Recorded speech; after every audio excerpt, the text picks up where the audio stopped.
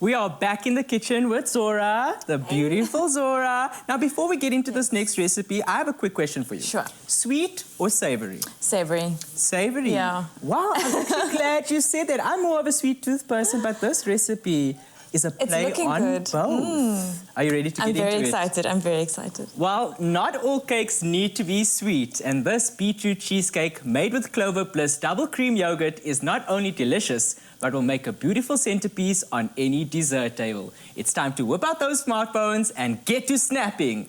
Are you ready? I'm very ready. Now, before we get to snapping, obviously we've got to, give them what they've asked for and show them how to make this delicious cheesecake. So you're going to be starting on a delicious beetroot jelly. Yes. You've got all of your ingredients there, some beetroot juice, honey, gelatin, sugar, salt and pepper, just to play on those, those sweet and savory notes. And I'm going to get ahead onto the cheesecake. So in the bowl here, Zora, I've already got my cream cheese and my sour cream.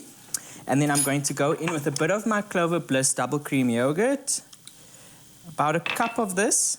And I love this delicious, smooth texture of the Clover Bliss. It adds a unique flavor and texture to this cheesecake. It also comes in a red velvet cake flavor. Oh, wow. And, with that, it's, you can still have your cake without having to bake. I love red velvet. So we're just going to give that a quick stir until it's nice and smooth. Okay, then we're going in with some interesting flavors into our cheesecake today. We've got some dry thyme. Oh, lovely. Okay. And then we're going to have a squeeze of lemon juice in there as well, just again playing on the savory notes of this cheesecake. And what I find with the lemon juice, it also acts as a setting agent. It does, yes. Gives it a real good body to it.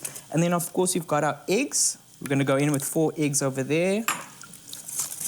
The eggs are a good stabilizer as well for cheesecake. Good stabilizer, and a secret tip that my gran taught me is a little bit of corn flour into this mix. I also use it for mine. Do you? Yes. So I'm on to...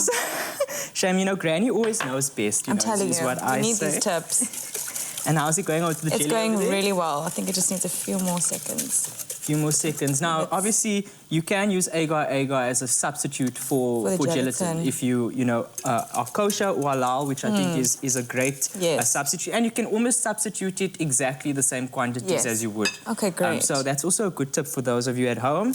Now, remember, we've got our base that's baked. Now, we actually use savory crackers for this base. Oh, wow. Again, the recipe is on our website, so we've used savory crackers with a bit of melted butter, and we've got it in a double, in a spring form tin, covered with foil. We don't want it to get all soggy. With the water, yeah. So we're going to bake this in a bain-marie as well. So what we're going to do is pour this mixture, and remember to let that base actually cool down before you add your mixture. All right? And then you're going to pop this into the oven at a really low temperature, so about 150 degrees. And then obviously, depending on your oven, it can take as long as an hour, but you really want to be gentle with it, taking your time to really get those, that smooth texture. Yes, and that's what the bain-marie does, yes. And a bit of a wobble before it comes out 100%, of the wobble. oven. But now, I have a confession. Yes. Okay. So we're using a spring form tin here because it's easier to get out. Of course, okay. yes. So we made another one in a normal cake tin. Yes. And getting it out How did you get it out? I can't. Well, we got it out, okay? But I can't comment on how it looked. So I think it looks stunning. I thought we could use this as a teachable moment. Okay. So you don't only have to style big portions of food. You can style smaller ones. We managed to salvage 2 slices of our cheesecake, okay? And I just wanted you to maybe talk us through maybe doing a smaller styling. Okay, that's perfect. So we've got a few crackers there. So I actually really love this that it's on right now, this marble piece. So because of that color, I'm going to use probably the pink one because it complements it really nicely. Love that. So we kind of use that at the base, make it look a little bit uneven. We're going to place that right on top. There. So layering. Yes. I'm here for the layering, yeah. There we go. That. We don't want it to look too perfect. And now I really like all of these textures against it. So playing on texture again is also important. This is actually quite fascinating because I'm a bit pedantic, so I would literally lay everything like neat and square. And I love that you're using, just that natural vibe of it. I think if you use different textures and different everything. It's just going to work out really, really beautifully. So I'm going to ask you a question. Okay, so I'm going to use my phone, and I want you to sort of guide me as we take this picture together. So we're going to come here.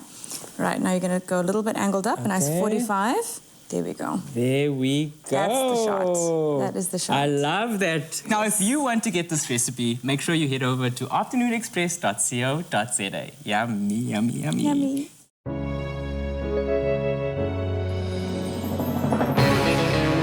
With the creamy decadence of double cream bliss from Clover, yogurt has never been so irresistible. Made with love by Clover.